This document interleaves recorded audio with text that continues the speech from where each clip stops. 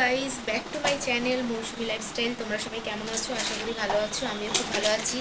আজকে চলে যাচ্ছি চন্দননগরে জগদ্ধাত্রী ঠাকুর দেখতে। চলো, ভিডিওটা কিন্তু দেখতে হবে, ওখানে গিয়ে দেখাচ্ছি।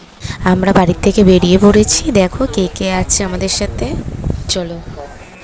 আর এটা হচ্ছে চন্দননগরে প্রথম ঠাকুর, আর এটা হচ্ছে দ্বিতীয় প্যান্ডেল। দেখো কি সুন্দর করেছে প্যান্ডেলটা, থিমটা কতটা সুন্দর।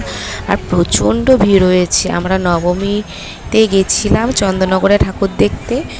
দেখো কি দারুণ থিমটা করেছে, অপূর্ব সুন্দর লাগছে। তোমরা যারা যারা এখনও যাওনি চন্দননগরে ঠাকুর দেখতে, চটপট চলে যাও তোমরাও। দেখো মায়ের মুখটাও কত সুন্দর। এটা হলো আর একটা প্যান্ডেল, কি সুন্দর। দেখো এত সুন্দর থিমটা করেছে।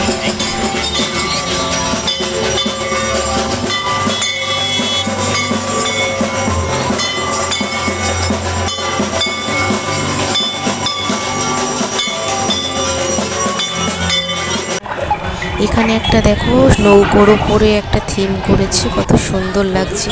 আর এখানে একটা শো নাচের মতো একটা থিম করেছে, সুন্দর লাগছিল। আর লাইটিংগুলো তো অপূর্ব, চন্দননগরে লাইটিংই সেরা।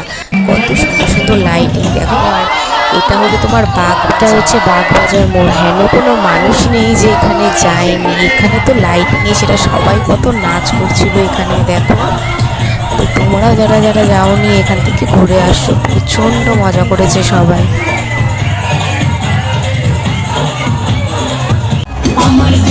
সবাই খুব নাচ করছিল, আর আমি নাচটাকে একটু সবাই ভিডিও করে নিয়েছিলাম। দেখো কত।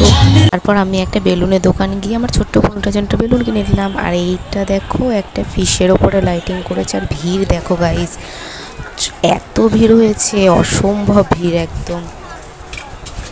লাইটিংগুলো কি দারুণ লাগছে। আর গাইস এই প্যান্ডেলটা দেখছো, এটা হচ্ছে তোমার হেলা পুকুর। মায়ের এই পুরো মূর্তিটা সব কিছু পুরো সোনার দিয়ে তৈরি। তারপরে একটু মেলায় ঘুরে নিলাম আমরা, ঘুরে নিয়ে একটু ফুচকা খেয়ে নিলাম।